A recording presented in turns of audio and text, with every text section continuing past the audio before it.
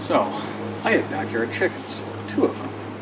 I'm no chicken expert, but I did get online and read quite a bit of stuff. The information that I think is most important, I'll just share that with you now. If you're wondering what size for a chicken, the actual house, the coop, they recommend at least 4 square feet per chicken.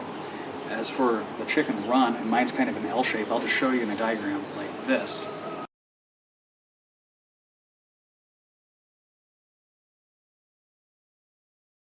They recommend about 10 square feet per chicken. As for nesting boxes, really 1 per 4 or 5 birds is all that's necessary. Mine has 2 nesting boxes and they only just use 1 of them. Fun fact, chickens don't pee. They just poop. Some of the pee, I guess all their pee, comes out in the poop itself. So they don't really 1 or 2, they 3. Chicken's number 3. Some of the foods, in no particular order, that you're really not supposed to give chickens: potato peels, citrus, real salty foods, uncooked beans, avocado, skin, or peel, candy, chocolates. That's gross. I don't know who would give that to a chicken. Okay, I'm back. I forgot a couple things yesterday.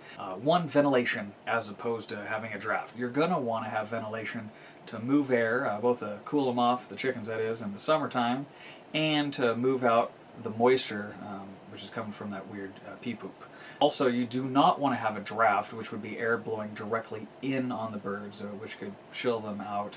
I didn't want to mess around with getting the chicks as little babies. I mean, of course, they're stinking cute, but it's just something I didn't have time for, and I didn't know if I could just do all that. So I did call around to farmers, and I found a farmer that was selling each chicken for $15. I just got them as teenagers. When I first brought them in, I put both of them in a box, drove them home, put them in the coop area.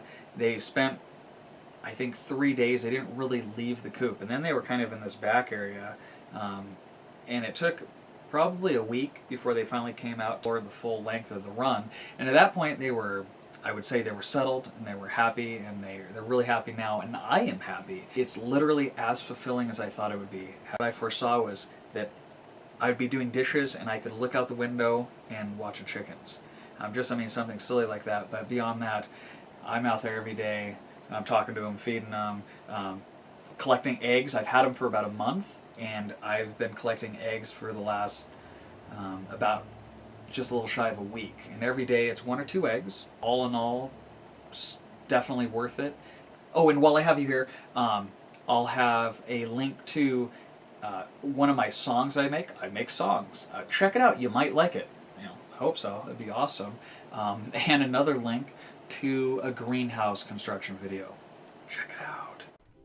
This is the far back right corner of the yard, behind the tool shed and up against the garage. And it was just full of junk and debris. So we went through and cleared it all out, all except for that wire there that's wrapped up in the lilac. Impossible to remove that. There's bricks on the ground. Ultimately, it's kind of a makeshift foundation just to keep everything off the ground. I went and got pallets. They're just already walls built. I just put the styrofoam board in there to kind of insulate it and some plastic behind it. I put 2x4s across the top just to hold everything in place and added a tarp.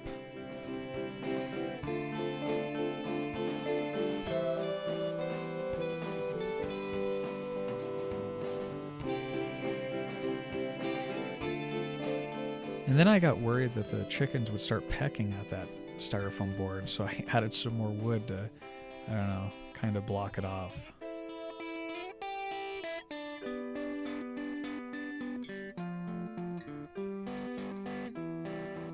I got this corrugated plastic roofing material for about $14 and put that on there. At this point, it kind of looks like a manger. If it was a real warm climate, perhaps I would have left it like that.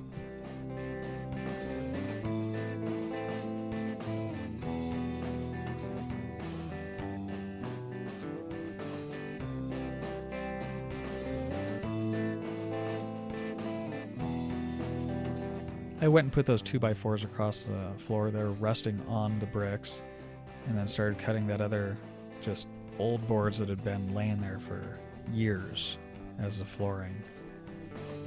I then went to Restore and got this laminate flooring material.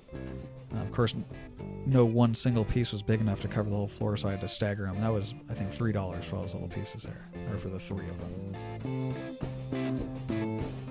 I made the nesting boxes. Really, at this point, as I've read and just watched stuff, I mean, you could use anything for a nesting box practically.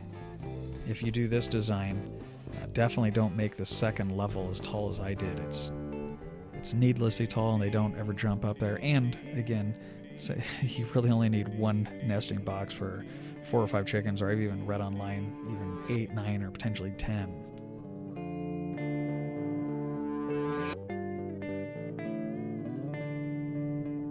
Started making the doors. I think I have about $15 in hinges and latches. I made that one a double door, so I just keep that bottom door on that left permanently open and only open this top one now to get in to clean it.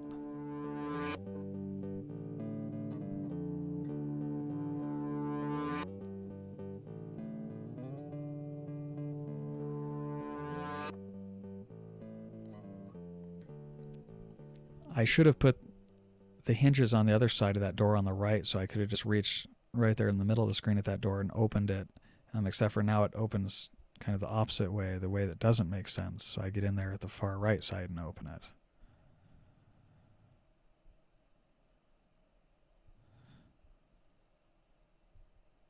I suppose I could go back and still change that, but it's not that big of a deal.